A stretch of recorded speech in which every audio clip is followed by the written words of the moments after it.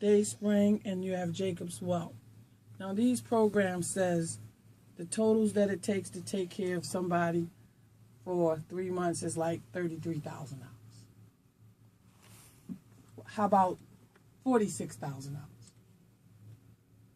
How about $25,000? All right, let's say $76,000. Now, and I say these prices because these are the figures that these programs receive to house and to provide these services. But it's obvious when you're looking at the 420 corridor, when you're looking at the camps and the tents that's around this corridor, that these prices, and I'm going to say this because I've been doing this for 15 years. I've been doing housing in Baltimore City for 15 years, and I tell people I'm not a grassroots place. I'm not something that just started. I think I just got involved with the homeless population more deeply since March the 7th because, again, I think we have a tendency to walk around like we're blinded by this fact. And that's why it is important to put this information out there because we walk around as citizens, as Christians, as God-fearing people, and we can walk over a homeless person every day. Or we could complain about putting our window down. You got bishops, you got pastors, you got reverends out here that, I know their focus for churches is to get money and to do what they have to do. But one of the main focus it needs to get back to is, one, putting care back into our society and helping. So I name those prices because it doesn't take $25,000 to take care of an individual. And I say that because personally, I have an opportunity from different properties. And the thing that keeps my organization going is some individuals are able to pay with their private funds, but some people are not. Some people are able to pay privately if they have that type of resource in a family member. But I can't remember in 15 years that it takes that amount of money. You give me $50,000, we cleaning up the corridor. Ain't nothing going to be sleeping on Falls Way. And that's how I feel. So again, it's not so much of the resources and the money. I believe it's the priorities, family, and where the money is going at. Like if somebody give you $56,000 to take care of you guys, and they figure, oh, I need 30 for my own self. So I think that's what's happening. Like somewhere, the main priority is taking care of the individuals, and I think that's why I have successfully been able to manage a little, because like the Bible says, God will give you a lot. But you got to manage and care for people without that hold of thinking, let me get mine off the top. That's how, I think that's where them big figures come from. How you doing today, Mr. Will Hanna? Good afternoon. Good afternoon, sir. How are you doing? I'm doing well. Well, I'm going to start this off by saying that we owe each other a meeting. We owe each other a meeting? What I do? We owe each other a meeting. Long as you, But Mr. Hanna. Let me say this. Hold up, Mr. Hanna. Long as you ain't coming to get me, because you know, sometimes I people... got you. The only thing I'm going to come and get you is for lunch. All right.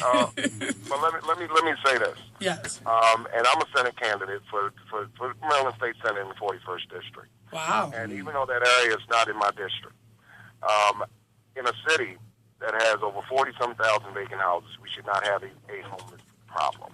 Wow. In a city that has received millions of dollars in funding, yes, right. Yes, sir. we should not have a homeless problem. Wow. In a city that has not spent $1 correctly in any agency you go across, Right. All the we should not agencies. have a housing problem. When you go through the numbers, and my initial reason for calling, because I was going to ask you your opinion on the mismanagement of those funds. Not only was it $9.5 million initially, and the judge ordered the city to pay back $3.7 million. But the city has also taken out of the taxpayers' coffers an allocation of $7 million just in case they had to pay the money back. That was the reserve portion, correct? Right. Yeah, because they reserved $7 million. That you're actually right. Absolutely. They reserved $7 million in the middle of the audit just in case.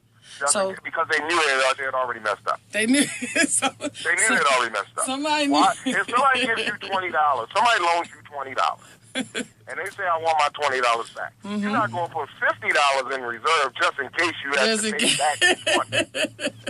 Okay, so let's be very clear. Somebody knew they messed up somewhere. The bottom line is, when are we going to care enough? When are elected officials going to care enough? When you have Causeway, which is less than 2 blocks from City Hall, less than 2 blocks, that all these elected officials that park in their garage, and that park, they go past there every day and do absolutely nothing about it. It is a travesty. It is sad. But here's the other question that I want to ask, and I got to go. But the one question I want to ask is, I can tell you this, and I'll say this, and I'll say this publicly. I am willing to help wherever I can. We have even gone to the extent of, we've gone down and we've drove through there. I have people like Melissa Bagley riding in the car with me, going down, seeing people that end up on the coldest nights of the year. Yes. And I opened up my building. Wow. Even though the city didn't do it, I opened up my building to make it available to people, and we'll continue to do that, especially on the nights where it's very, very cold and it's unbearable. Yes. We'll continue to do that. Yes.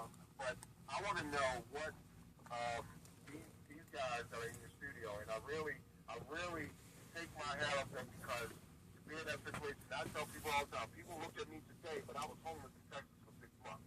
Wow. Okay?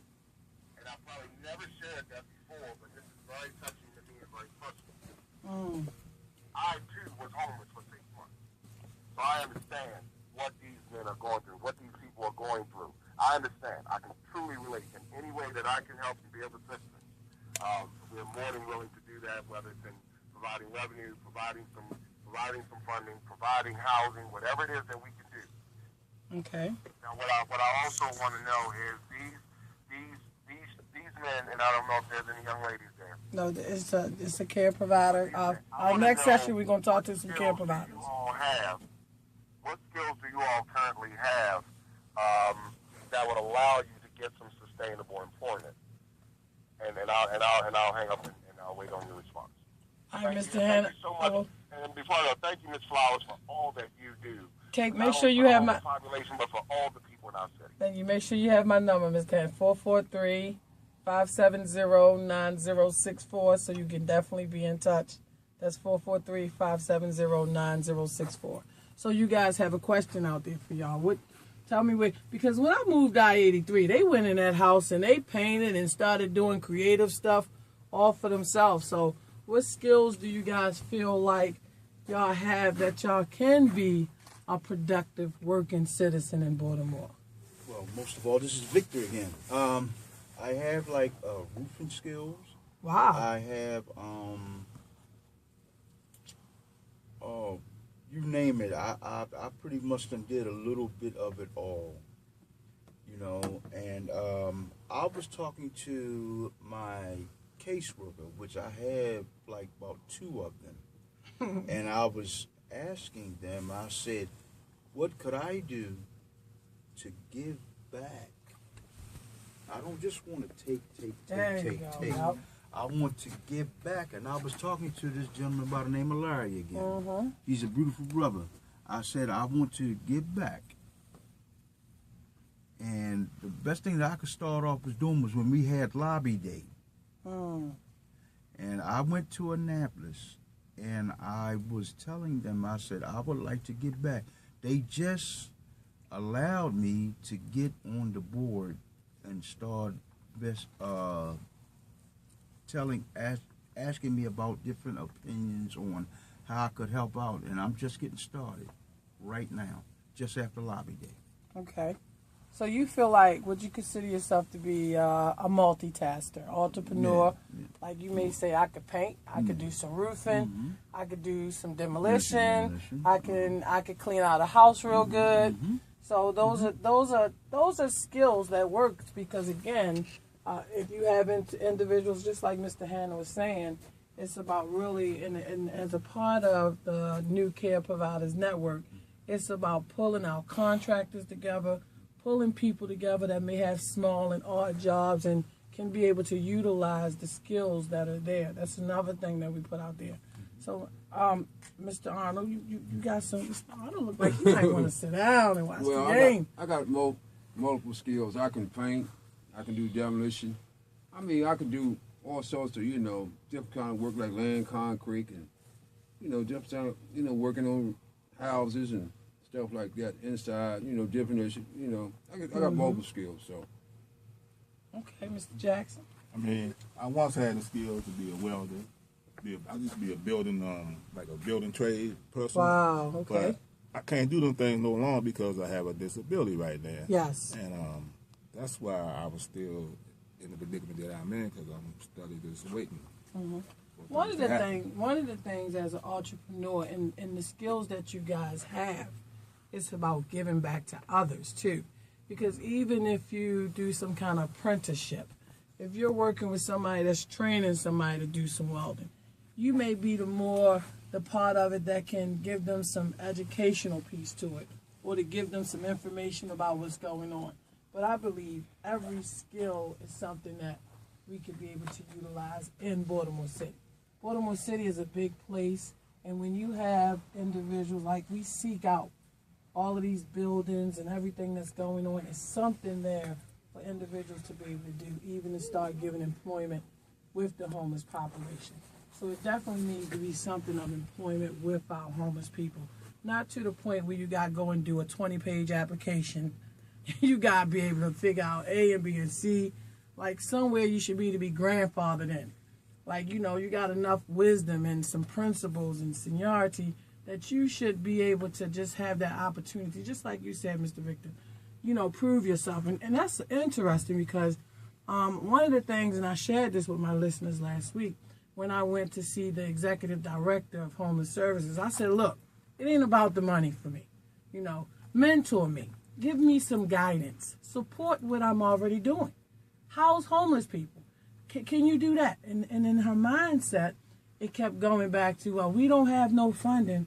But, well, if I sit back and look at the numbers, $7 million is a lot of funding. Mm-hmm. And just this morning, at the Board of Estimate meeting, they tried to give an advancement of $1.6 million. Mm-hmm. And this is something I know. And we're going to talk to some care providers.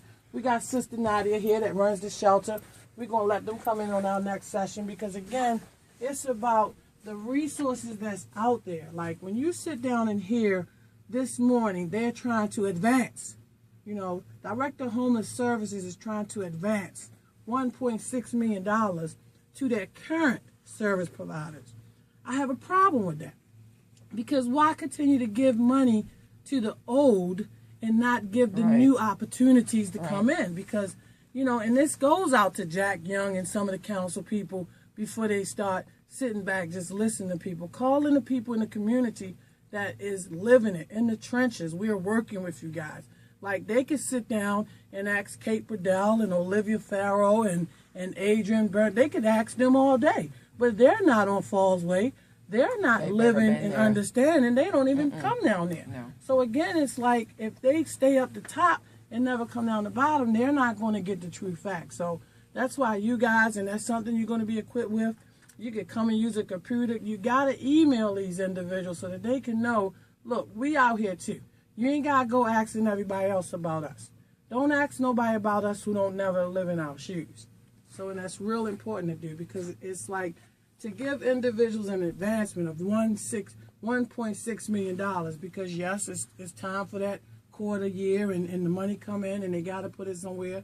Don't just throw the money back out because that's where the problem just came from with the $3.7 million. So definitely, this is Sister Jackie here today, also from a homeless shelter who works with individuals. We ain't even calling our shelter. We calling them home-like environments. Exactly. I'm Sister Shahira or Janet Stewart. I'm here with Sister Nadia representing Women's Affairs of AMH. It's interesting that you said that they try to advance this money. You would have thought they would have learned their lesson from this last audit